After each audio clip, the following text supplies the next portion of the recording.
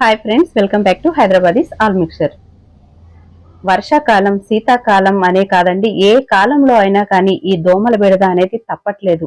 వాటి కోసమని మనం అగరబత్తులని, రీఫిల్స్ అని, గుడ్ నైట్ ఆల్ అవుట్స్ అని చాలా రకాల కాయిల్స్ ని వాడుతున్నాం. అయినప్పటికీ కూడా వాటికి రోగ నిరోధక శక్తి పెరుగుతుంది, మనల్ని రోగాల బారిన పడేస్తున్నాయి.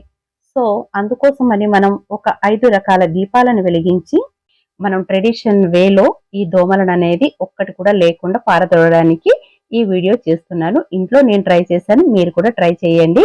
ఈ దోమల బారి నుంచి పడి అనేక రోగాల నుంచి మనం రక్షించుకోవడానికి ఈ దీపం అనేది చాలా బాగా యూజ్ అవుతుంది.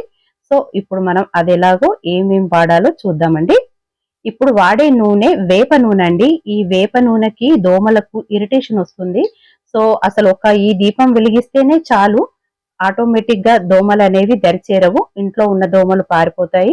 అలాగే బయట ఉన్న దోమలు అనేవి లోపలికి ఈ వాసనకు, ఈ చేదు వాసనకు లోపలికి రావు.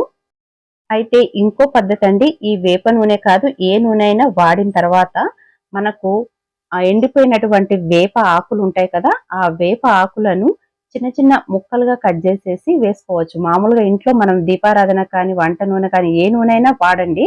బట్ అందులో మనము ఈ వేప ఆకులను వేసి వెలిగించినట్లయితే కూడా మనకు దోమలు అనేవి దరిచేరవు.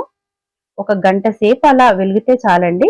అలా కూడా కాకపోతే ఇంకా ఈ వేపాకులు మనకు సిటీలో ఎక్కడ దొరుకుతాయి? అసలు దొరకవు కదా, వేప చెట్లు అనేవి ఉండవు కదా అంటే బిర్యానీ ఆకు, అదే బగారా ఆకు అంటారు కదండి. ఈ బిర్యానీ ఆకు అయితే ఖచ్చితంగా దొరుకుతుంది. చాలా చీప్ కూడా, కిరాణా షాపుల్లో దొరుకుతుంది.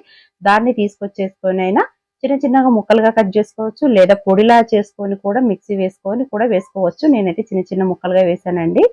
ఆ వేడికి ఆ ఆకులో ఉన్న ఫ్లేవర్ అంతా అందులోకి వచ్చేసి ఆ దీపం ద్వారా దోమలని మనకు రానియకుండా చేస్తాయన్నమాట. ఇలా కూడా వేసేయొచ్చండి. ఇలా కూడా మనం దోమలు రాకుండా చూసుకోవచ్చు. ఇంకొక వే ఉందండి, అది కూడా ఏంటో ఇప్పుడు చూసేద్దాం. ఇంకో దీపాన్ని వెలిగిస్తున్నాను, అన్ని ఒక దాంట్లోనే కాకుండా. వేప నూనె కాదు, ఏ నూనె అయినా కూడా వాడుకోవచ్చండి. వేప నూనె నాకు అవైలబుల్ ఉంది కాబట్టి వేప నూనె అనేది యూజ్ చేస్తున్నాను.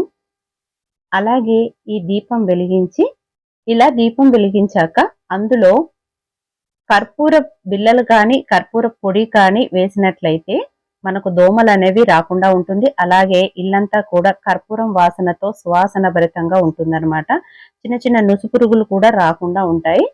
సో ఇదొక మెథడ్ అండి. ఇంకొకటి ఏంటంటే, వెల్లుల్లిపాయ రెబ్బల్ని పొట్టుతో పాటుగా దంచి వేసుకున్నట్లయితే ఆ ఘాటుకి దోమలు అనేవి దరిచేరవు. మంచి స్మెల్ కూడా వస్తుందండి. ఈ రెండు వెలిగించాను కదా, మంచి మంచి ఫ్లేవర్స్ అండి, మంచి సువాసన వస్తుంది.